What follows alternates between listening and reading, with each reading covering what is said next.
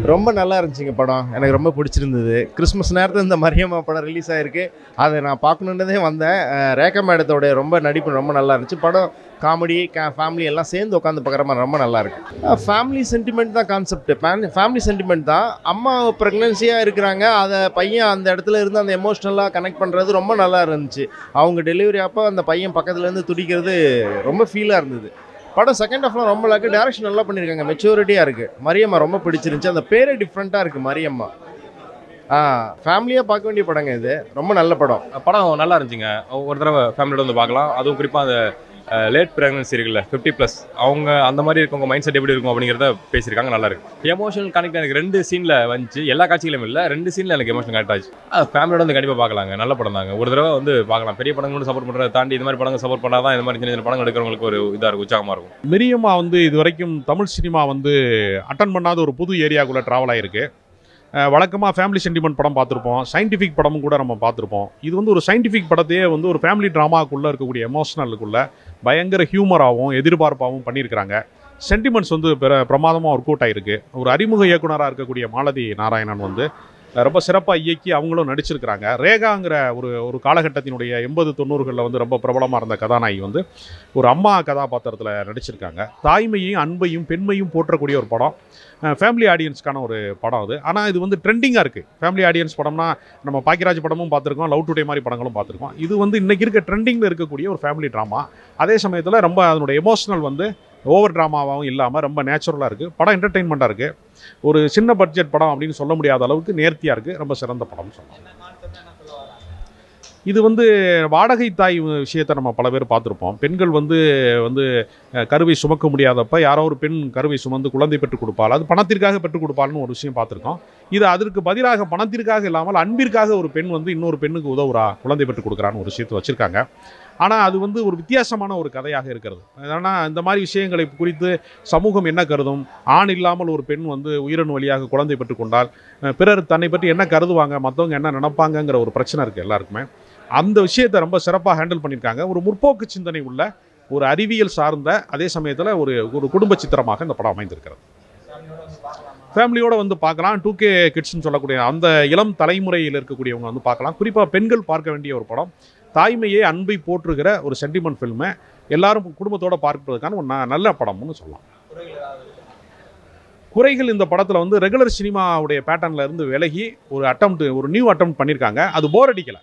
அப்படி எதுவும் குறைன்னு சொல்லக்கூடிய அளவுக்கு எதுவும் இல்லை. ரொம்ப சிறப்பாகவே படம் வந்து நல்லா இருந்துச்சுண்ணா. இதில் வந்து பெரியவங்கன்றது எப்படி சொல்கிறது, பெரியவங்க அவங்களோட சந்தோஷத்தை வந்து பார்க்கணுன்னு அவங்க வந்து சொல்கிறாங்க. சின்ன பசங்க இத்தனை நாள் சின்ன பசங்க சந்தோஷத்தை மட்டும் தான் பார்ப்பாங்க. ஆனால் ஒரு 50 வயசு லேடி வந்து அவங்க எப்படி இருக்கணும் வந்து மற்றவங்க தீர்மானிக்கக்கூடாது. அவங்க லைஃப்பை தான் வந்து அவங்க இது பண்ணணும் அப்படின்னு சொல்லிட்டு அதில் சொல்கிறாங்கண்ணா. நல்லா பண்ணியிருக்காங்க, சூப்பராக பண்ணியிருக்காங்க. அவங்க கேரக்டர் நல்லா இருக்குது. மூவி நல்லா இருக்குங்க. கண்டிப்பாக ஃபேமிலியோட வந்து பார்க்கக்கூடிய மூவி தான் இது. மூவியில் வந்து IVF பற்றி தான் சொல்ல வந்திருக்காங்க.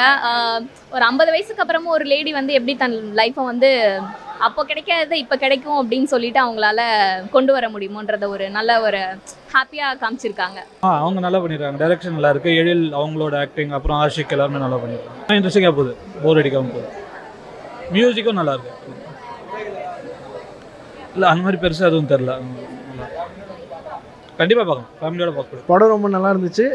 ஆஃப்டர் 45 இயர்ஸ்க்கு எந்த அளவுக்கு ஒரு லைஃப் இருக்குன்றது இந்த இண்டிவிஜுவாலிட்டி ரொம்ப நல்லா காமிச்சிருக்காங்க. ஓவரால் படம் நல்லா இருந்துச்சு. ரேகா மேடம் ரொம்ப சூப்பராக பண்ணியிருக்காங்க. அவங்க ரொம்ப நாளுக்கு அப்புறம் ஒரு ஃபீல்டில் வந்திருக்கிறது ரொம்ப ஹாப்பி. ஸோ இந்த மாதிரி இன்னும் நிறைய படம் பண்ணணும்னு எதிர்பார்க்குறேன். கண்டிப்பாக எமோஷனலாக கனெக்ட் ஆகிருக்கு. அந்த எமோஷனலாக கனெக்ட் பண்ணதுக்கான மெயின் ரீசன் வந்து மியூசிக் தான் சொல்லுவேன். மியூசிக் ரொம்ப நல்லா பண்ணியிருக்காங்க. பேக்ரவுண்ட் மியூசிக் ரொம்ப சூப்பராக இருந்துச்சு. போர் அடிக்கிற மாதிரி எங்கேயுமே இல்லைங்க. ரொம்ப நல்லா இருந்தது, நல்லா பண்ணியிருக்காங்க. கண்டிப்பாக இது ஃபேமிலி ஆடியன்ஸ்க்கான ஒரு படம் தான். கண்டிப்பாக வந்து என்ஜாய் பண்ணலாம். படம் ஓகே இல்லை, பரவாயில்ல, நல்லா இருக்குது, பார்க்கலாம். ஒரு டைம் பார்க்கலாம். அது குழந்தை சம்மந்தமாக ஒரு IVF குழந்தை பெற்றுவாங்களா, அது சம்மந்தமாக இருக்கிறது. அவங்க யூஸ்ஃபுல்லாக நல்லா தான் பண்ணியிருக்காங்க. படம் நல்லா இருக்குது.